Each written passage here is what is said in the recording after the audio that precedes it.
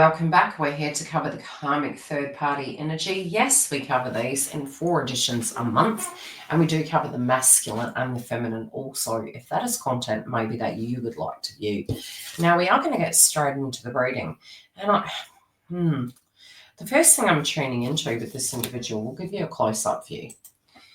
This person, my guides give me more metaphors, okay? So take it as you will. These are the energies that I see.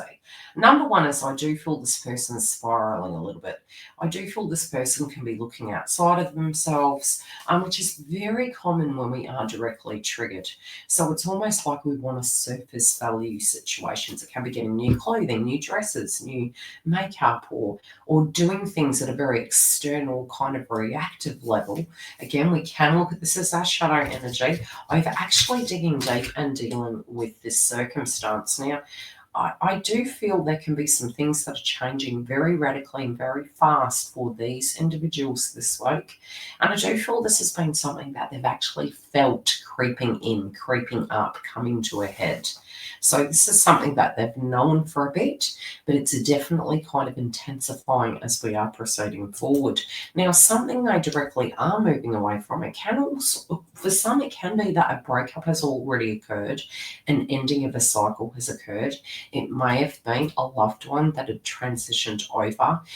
This is going to the past position, and this can be some recommendations, advice, or suggestions for the karmic third party, is that they're needing to leave the past behind to end old chapters. This can almost feel like this person has a lot of unfinished business that maybe is creeping up and back from the past that needs addressing, and it's maybe making them feel like they're spinning out of control at this point. Yeah, it's almost like they don't realise that this is for them in the long run. Be it they've got to make a hard decision, they've got to end a chapter, they've got to end a cycle. There is something that is having control over this situation. There's something that is really pushing them to address it. And they do have power in this circumstance, but they also are feeling as though they are living in a shadow of another energy. Now, we have the all-encompassing hand, and it's interesting because the closer into this I'm actually tuning, the more I can see 3 individuals here. And it may be that this is an old situation, an old relationship they're tuning into, or they're currently in the connection and they wish to be elsewhere or feel they're living in a shadow of another person. But there is something transforming here, and it's really bugging them. It's something that they're really being pushed to assess. Like I said, for some, it can be they're simply not wanting to look at this and they're surface coating it. They're looking at the past. They could be moving into victim consciousness. I do feel for a lot of them, and it's really going to get to a place that they're going to need to ask advice. Now, it's going to be important on who they are asking the advice. They can feel quite isolated in a sense of circle energy. What can be highlighted for them is how their attention has been maybe super focused in particular areas, but really not focused on who can they directly resonate with, who can they turn to when they have dramas. And I feel as though they're really looking for this. They can be seeking counsel, maybe in the not within the realm of what they have. It can be going to tarot readers, to astrologers, to psychics, but I also feel this could be turning into friends or family. I don't think they're getting the help that they directly need. But even in that, there is a lesson here. There is something that the universe is attempting to show them. So even in the difficult circumstance, even in the maybe a statement that somebody is making towards them of their opinion of the situation, maybe even the romantic connection they were in, it is giving them some light. It's almost like there is deep wisdom in the sharing of the perspective that is given to them. Now, they could take offense or feel insulted, or they could take it and really observe it and say, actually gain from this situation. So it's almost like they need to take the advice, but I see them directly turning away from it. I see them actually getting quite triggered. Could they turn this in a positive way and rise like the phoenix and actually take their power and spring into action? They could, but I also do see the polar opposite of this, of retaliation, of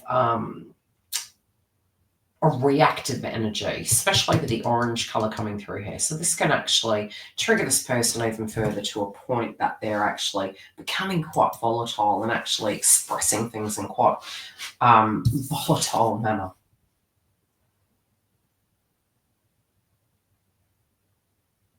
Yeah, there's no leading by example this week for these individuals. Somebody is reacting to them in a similar way to how they are. And I'm telling you, the mirror is a very interesting thing.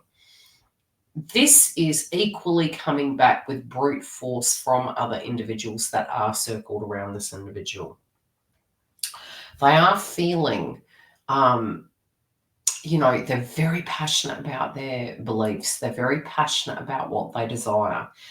They can go to extremities, especially where it comes to love.